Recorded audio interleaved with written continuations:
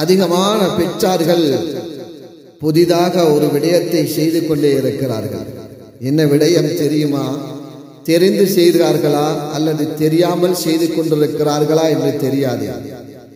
பெற்றார்களே, நமது பிள்ளைகளுக்கு மணமகன் மணமகள் பார்க்கும் பொழுது அவர்களுக்கு முறைப்படி நாம் செய்து கொடுக்க வேண்டும். முறை தவறாக செய்து கொடுத்த எத்தனையோ திருமணங்கள் இப்பொழுது நடைபெறாமல் இருந்து கொண்டிருக்கிறது. ஒரு காலத்திலே நாம் காதல் என்று சொன்னால் நாம் விருப்பம் இல்லாதவர்களாக இருந்தோம். ஆனால் இப்பொழுது நாம் அவர்களுக்கு கல்யாணத்தை பேசி வைத்திருக்கிறோம். அவர்களுக்கு கதைக்க கொடுக்கின்றோம், மெசேஜ்கள் அடிக்க கொடுக்கின்றோம். ஆனால் நிக்கா நடைபெறவில்லை.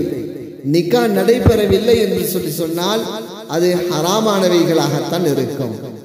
அவர்கள் ஹராமான பேச்சுகள் பேசுகிறார்கள், ஹராமான பார்வைகள் பார்க்கிறார்கள், ஹராமான மெசேஜ்கள் அடித்துக் கொண்டிருக்கிறார்கள். இப்படி நாம் பெற்றார்களாகி நாங்கள் விட்டு இருக்கிறோம். அல்லாஹ்வின் நல்லடியார்களே, அன்பு இறைநேசர்களே, அல்லாஹ்வை பயந்து கொள்ளுங்கள். முதலாவதாக நாம் எடுக்கக்கூடிய இந்த திருமணம் முடிவிருக்கிறதே, அதே பாவமாக இருந்தால், அது சரியாக நடைபெறாவிட்டால் அவர்களுடைய வாழ்க்கை அநியாயமாக மாறிவிடுகின்றது. எத்தனையோ திருமணங்கள் பேசப்பட்டிருக்கிறது. மாசக்கணக்கிலே, வருடக்கணக்கிலே அவர்களுடைய திருமணங்கள் நடைபெறாமல் போயிருக்கிறது. அதனால் நாம் திருமணம் பேசக்கூடிய நாங்கள், பெற்றார்கள் நாங்கள், எங்களுக்கு பொறுப்பொன்று இருக்கிறது. நாம் அவர்களுக்கு நிக்கா செய்து வைக்க வேண்டும். நிக்கா செய்து வைக்க வேண்டும். அதற்கு முன்னால் பேசக்கூடியது, கதைக்கக்கூடிய இவைகளை நாம் தவிர்த்து கொள்ள வேண்டும் பெற்றார்களே. அதனால்தான் குடும்ப வாழ்க்கையிலே சிக்கல்கள், பிரச்சனைகள் வந்து கொண்டே இருக்கிறது. ஆனால் எங்களுக்கு அல்லாஹ் ஜல்ல சுப்ஹானஹு வ தஆலா குழந்தை பாக்கியங்களை தந்திருக்கிறான். இந்த குழந்தைகளுக்கு நாம் கடைசி வரைக்கும் அவர்களோடு இருக்க வேண்டும். அதே போன்று அவர்களுடைய நிக்காவுடைய விஷயத்திலே ரொம்ப நாங்கள் கவனமாக இருக்க வேண்டும். எத்தனையோ பேர் பேசி வைத்து எத்தனையோ வருடங்கள் வைத்துக் கொண்டிருக்கிறார்கள். அவர்கள் பாவம் செய்கிறார்கள். இவர்களுக்கு அது விளங்குதோ இல்லையோ தெரியாது.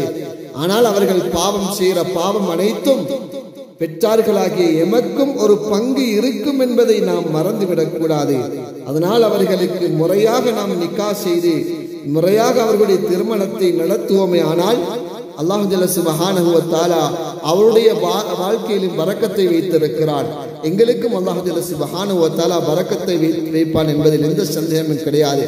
அதனால் பிள்ளையுடைய விஷயத்திலே கவனம் செலுத்தி நாம் இருப்போமே ஆனால் அல்லாஹ் ஜல்ல சுப்ஹானஹு வ தஆலா சந்தோஷமான ராஹத்தான வாழ்க்கையை நசீபாக்குவான்.